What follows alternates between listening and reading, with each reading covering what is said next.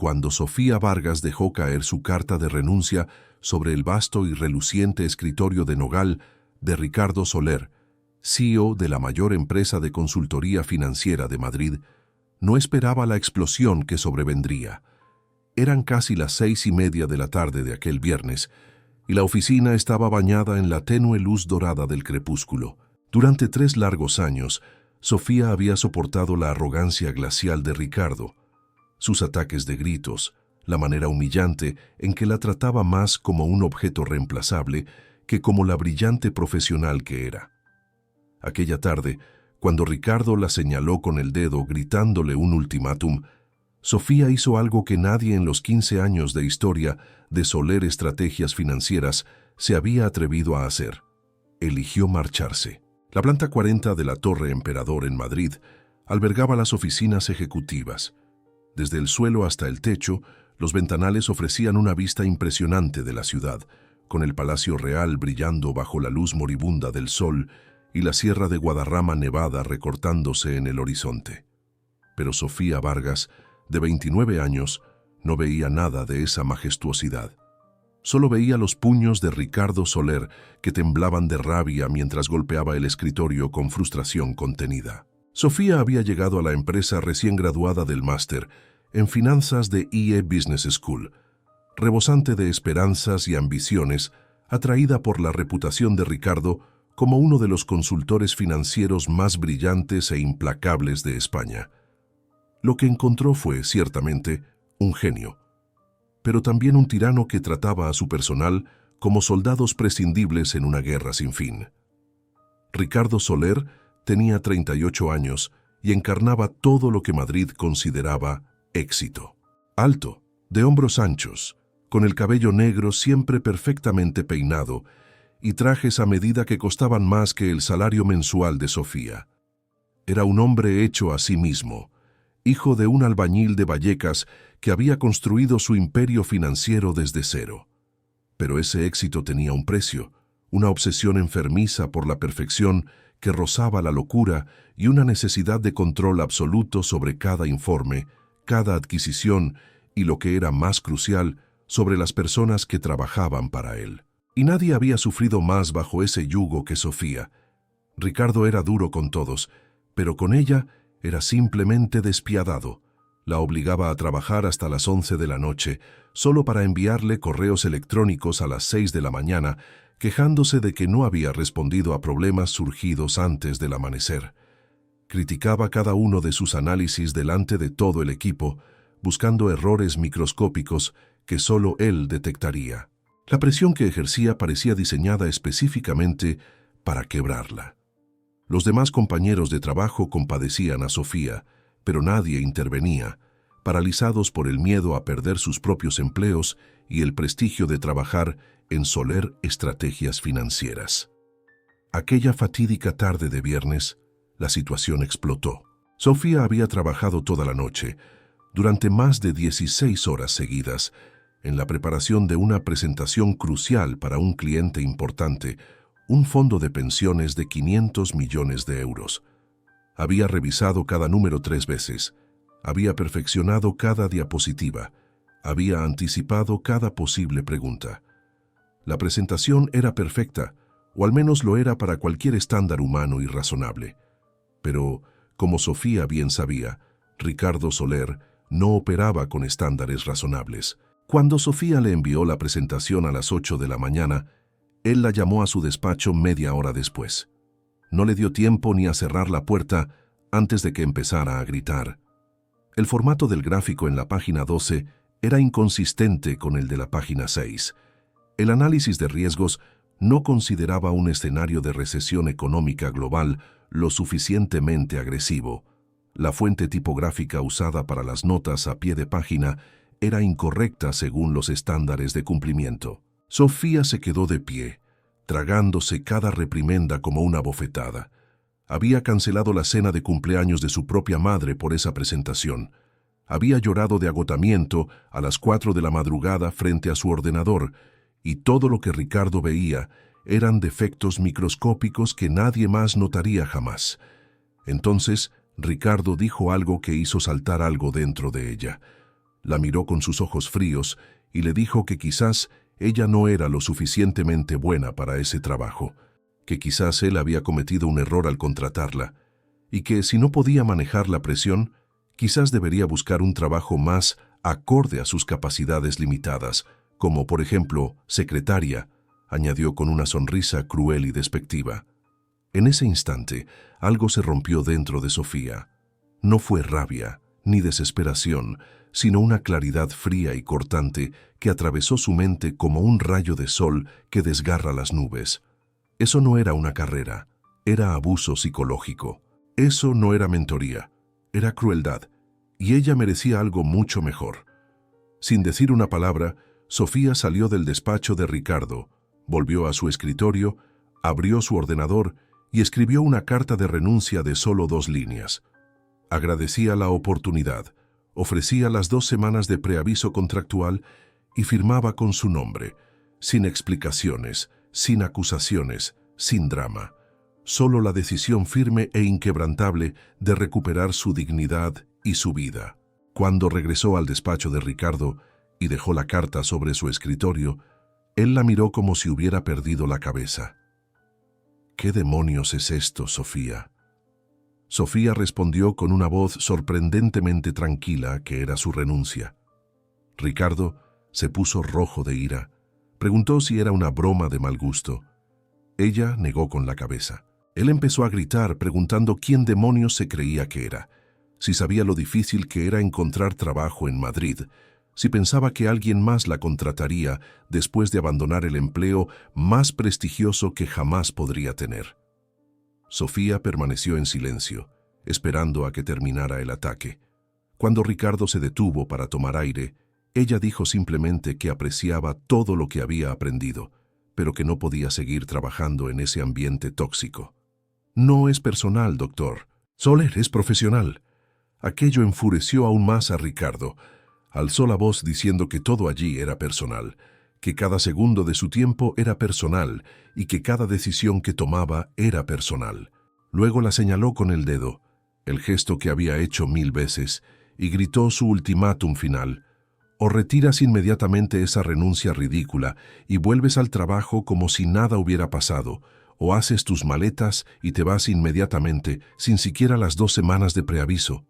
Sofía miró aquel dedo acusador, miró el rostro enrojecido de Ricardo, vio la rabia y por un instante fugaz vio algo más en sus ojos, algo que parecía puro miedo, y tomó la decisión más liberadora de su vida. Con tranquilidad respondió: «Si usted quiere que me vaya inmediatamente, respetaré su decisión. Vaciaré mi escritorio y me marcharé en 1 hora». Ricardo Soler se quedó en silencio. Un silencio de 5 segundos que pareció eterno en la planta 40 de la Torre Emperador. Entonces pronunció las 3 palabras que lo cambiarían todo: «No te vas a ninguna parte». Sofía se detuvo en el umbral del despacho, confundida. Ricardo se dejó caer pesadamente en su sillón de cuero. De repente, parecía completamente exhausto y ya no furioso. Hizo un gesto para que ella cerrara la puerta y se sentara. Sofía obedeció, más por una curiosidad atónita que por sumisión. Ricardo habló sin mirarla a los ojos, fijando su mirada en sus propias manos, que ahora reposaban entrelazadas sobre el escritorio. Dijo que debía contarle algo que debió haberle dicho hacía mucho tiempo, pero que nunca tuvo el valor de hacer. El silencio en el fastuoso despacho de Ricardo Soler era tan denso que Sofía podía escuchar el zumbido del aire acondicionado, un sonido que antes se había camuflado bajo los gritos del CEO. La luz del atardecer, que se filtraba por los ventanales de la Torre Emperador, iluminaba el rostro de Ricardo, revelando la profunda vulnerabilidad que había reemplazado a su habitual máscara de arrogancia. «Hace 3 años», continuó Ricardo aún sin mirarla, «cuando leí tu tesis sobre la gestión ética de fondos de inversión, me sentí confrontado». Sofía escuchó mientras su jefe confesaba que su imperio, Soler Estrategias Financieras, había sido construido sobre la máxima de la maximización despiadada de beneficios. Lo había logrado tan bien que se había vuelto obscenamente rico y respetado. Pero al borde de los 40, Se dio cuenta de que su vida carecía de propósito más allá de amasar más dinero. Había atravesado una profunda crisis existencial. Éxito sin significado. Leí tu tesis, repitió, y vi algo que había perdido en el camino, o que quizás nunca tuve. Integridad. Quería entender cómo alguien podía mantener esos valores en el mundo despiadado de las finanzas. Te contraté no para explotarte, sino para aprender de ti. Quería que fueras mi ancla. Ricardo reveló que su cobardía le impidió confesar su admiración, admitir su vulnerabilidad. Su error monumental al construir una vida vacía habría sido una humillación insoportable. Así que hice lo único que sabía hacer, admitió, su voz llena de autoaversión. Te presioné, despiadadamente. Cada crítica atroz era una prueba, un examen cruel para ver si bajo presión abandonarías tus principios y cortarías las esquinas éticas. Cada proyecto imposible era un desafío para ver si tus valores se doblegaban. Ricardo confesó que, cada vez que Sofía permanecía fiel a su ética, a pesar de la presión y el abuso, él la respetaba más profundamente y al mismo tiempo se odiaba más a sí mismo, porque ella representaba todo lo que él había sacrificado en el altar del éxito. Su crueldad era un espejo retorcido de su propia autoaversión. En los últimos 3 años, continuó, observándote trabajar, comencé a cambiar lentamente la forma en que manejaba la empresa. Rechacé clientes con prácticas dudosas. Implementé políticas de inversión responsable. Aumenté los salarios de los juniors, todo inspirado por tu ejemplo silencioso. Pero la confesión se tornó aún más personal, más aterradora. Ricardo admitió que, durante esos 3 años, se había vuelto dependiente de Sofía, no solo profesionalmente, sino emocionalmente. Su presencia tranquila en la oficina, su voz calmada durante las crisis y su forma de aportar una perspectiva ética se habían vuelto esenciales para su propio equilibrio mental. Me di cuenta demasiado tarde, dijo, levantando la vista para mirarla, con sus ojos azules llenos de genuino pánico, de que lo que siento no es solo respeto.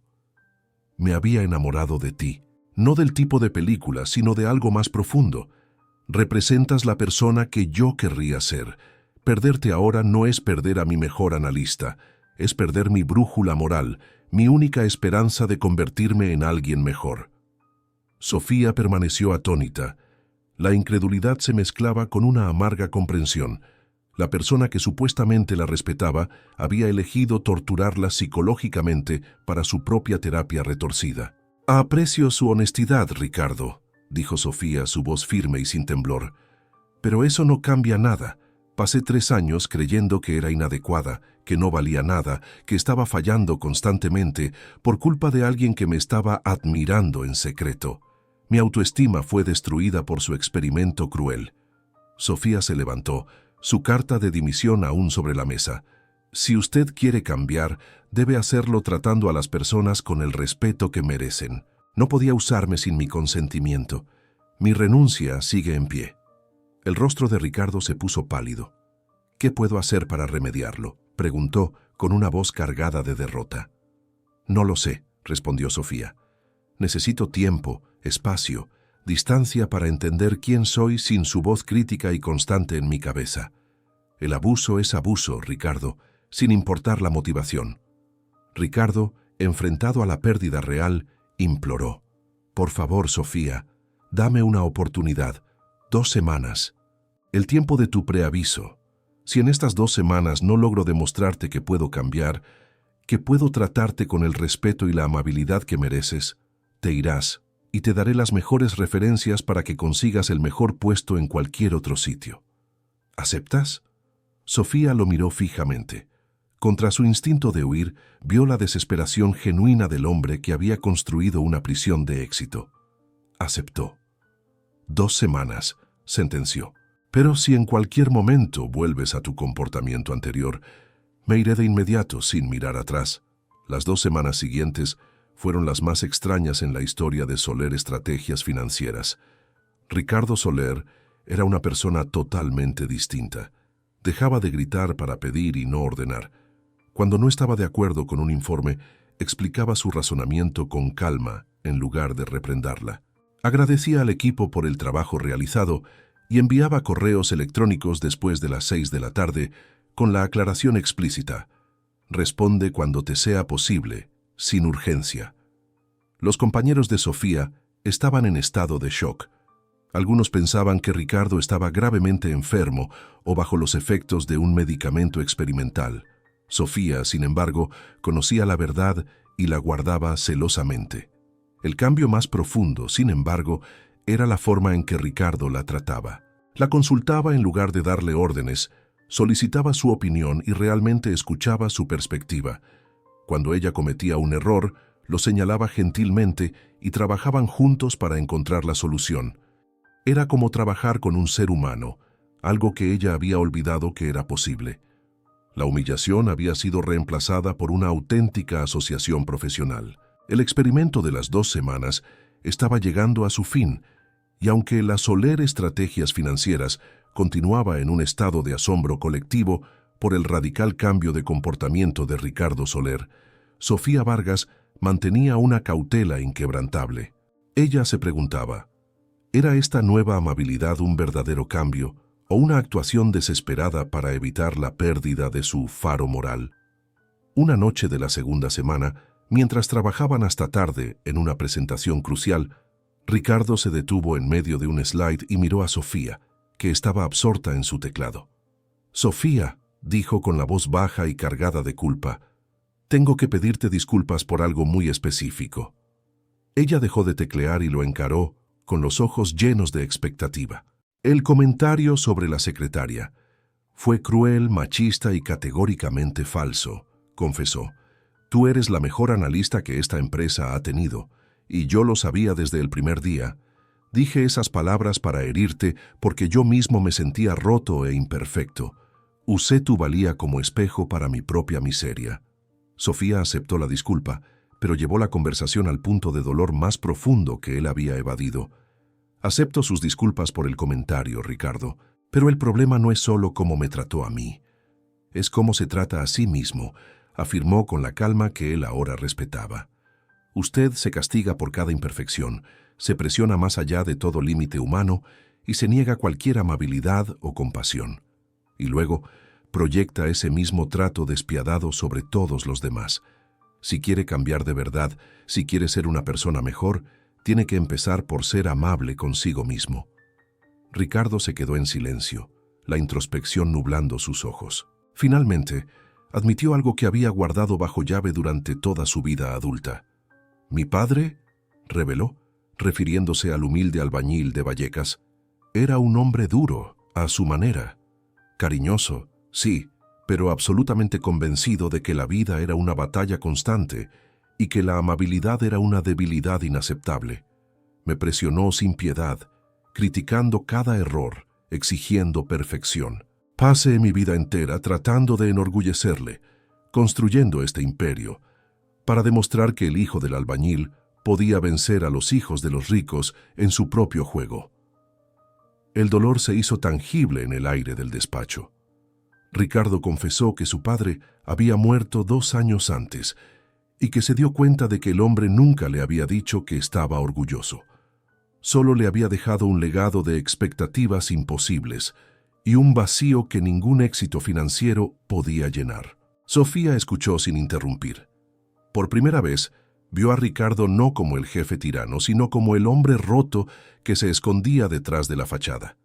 «Su padre probablemente sí estaba orgulloso, Ricardo», dijo con ternura. «Simplemente no sabía cómo expresarlo. Y usted está repitiendo el mismo patrón, presionando a las personas que respeta en lugar de simplemente decirles que las aprecia. Debe romper ese ciclo. Por usted, no por él». Las 2 semanas terminaron. Era viernes por la noche, exactamente 14 días después de que Sofía entregara su carta de dimisión. Ricardo la llamó a su despacho. Sofía entró con el corazón pesado. Había visto un cambio genuino, pero la confianza era aún demasiado frágil para arriesgar su futuro. Ricardo habló primero, con una seriedad que no admitía debate. «Sofía, las 2 semanas han terminado. Voy a respetar completamente la decisión que tomes». Si quieres irte, te daré las mejores referencias, te ayudaré a encontrar la mejor posición en cualquier lugar. Luego, hizo la propuesta que cambió el juego. Pero si decides quedarte, quiero hacerte socia, no un título vacío, sino una sociedad real, con participación accionaria en la empresa. Necesito que me ayudes a transformar Soler Estrategias Financieras en algo diferente. Una empresa que demuestre que se puede alcanzar el éxito financiero sin sacrificar la integridad ética. Necesito tu guía, tu voz, tu perspectiva. Sofía escuchó la propuesta que valía una fortuna y pensó en su dignidad recién recuperada. Antes de responder a eso, Ricardo, debo preguntar algo, dijo mirándolo a los ojos. ¿Qué te hace feliz? No el trabajo, no la empresa, tú como persona. Ricardo dudó. La vulnerabilidad regresó a sus ojos. Admitió con una franqueza desarmante. No lo sé, Sofía. Nunca me he permitido pensarlo. Nunca me he permitido ser algo más que éxito. Ese es el problema, Ricardo, dijo Sofía señalando el núcleo de su condición. Usted no puede construir ninguna relación, ni profesional ni de otro tipo, con alguien que ni siquiera sabe quién es fuera del trabajo. Sofía hizo su contrapropuesta. Ella aceptaría la sociedad y trabajaría con él para transformar la empresa, pero la condición era irrefutable. Usted debe comenzar terapia de inmediato. Debe comprometerse a trabajar en sí mismo con la misma intensidad que dedica a la empresa. Debe descubrir quién es Ricardo Soler cuando no está construyendo imperios o probando algo a un padre muerto. Y debe hacerlo por sí mismo, no por mí. Ricardo aceptó sin titubear. Haré lo que sea necesario. Sofía sonrió, una sonrisa amable pero firme. Ese es exactamente el problema, Ricardo. Usted está tan desesperado por no perderme que aceptaría cualquier condición. Debe hacerlo por usted. Usted merece su propia felicidad. Ricardo la miró, y por primera vez en 3 años, la vio realmente. No como un símbolo de integridad o un objeto de afecto distorsionado, sino como Sofía Vargas, la mujer que merecía respeto, que había tolerado el abuso porque creía en el potencial de la empresa, incluso cuando él era insoportable. Él se disculpó, no por un incidente, sino por el abuso continuado de 3 años, por hacerla sentir inadecuada y por ser tan cobarde que nunca le dijo lo mucho que la respetaba hasta que fue casi demasiado tarde. Juntos definieron las reglas de la nueva sociedad. Límites claros, terapia para Ricardo como requisito, reuniones mensuales de feedback honesto donde ambos pudieran expresar preocupaciones y el compromiso mutuo de construir una empresa donde el éxito y la ética coexistieran. La Soler Estrategias Financieras estaba a punto de escribir su segundo capítulo. 6 meses después de la renuncia y el ultimátum, la Soler Estrategias Financieras era un modelo de cambio. Ricardo Soler y Sofía Vargas, ahora socios igualitarios, habían implementado políticas que transformaron la cultura corporativa. Pusieron la ética en el centro de cada decisión de inversión, lo que llevó a rechazar grandes fondos con prácticas dudosas. Implementaron horarios de trabajo humanos que respetaban la vida personal del personal y programas de mentoría que se enfocaban en el crecimiento, no en la destrucción. Algunos clientes puristas del beneficio a cualquier coste se marcharon disgustados, pero la empresa atrajo rápidamente a otros de mayor calidad, seducidos por la creciente reputación de integridad de la consultora. Los beneficios cayeron un 15% en el primer trimestre de transición, un bache que Ricardo manejó con calma, pero rebotaron un 25% en el segundo. El mercado había confirmado la lección de Sofía. Tratar bien a las personas y ser ético era, a largo plazo, un excelente negocio. Ricardo Soler se dedicó a la terapia semanal con la misma intensidad con la que antes abordaba las adquisiciones de miles de millones. Lentamente, estaba aprendiendo a ser simplemente Víctor, fuera del rol de CEO. Había comenzado un trabajo voluntario los sábados por la mañana en un comedor social en Vallecas, cerca del barrio donde creció. Una forma de reconectarse con sus orígenes sin el filtro de la riqueza. Había desempolvado su vieja guitarra, una pasión abandonada 15 años atrás, cuando decidió que cada segundo de su vida debía dedicarse al éxito financiero. Cautelosamente, él y Sofía construían algo, no romántico, todavía no, pero una amistad profunda basada en el respeto mutuo y la honestidad vulnerable. Sofía observaba su progreso y lo alentaba. Ricardo admiraba la fuerza de ella sin proyectar sus demonios internos.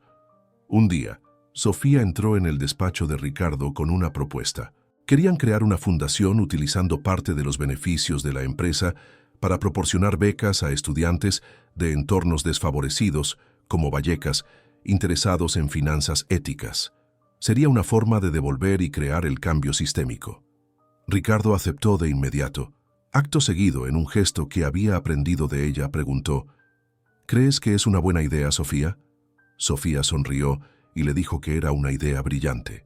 La fundación se hizo realidad y la llamaron Fundación Segundo Capítulo, en honor a la creencia de ambos de que todos merecen una segunda oportunidad para reescribir su propia historia.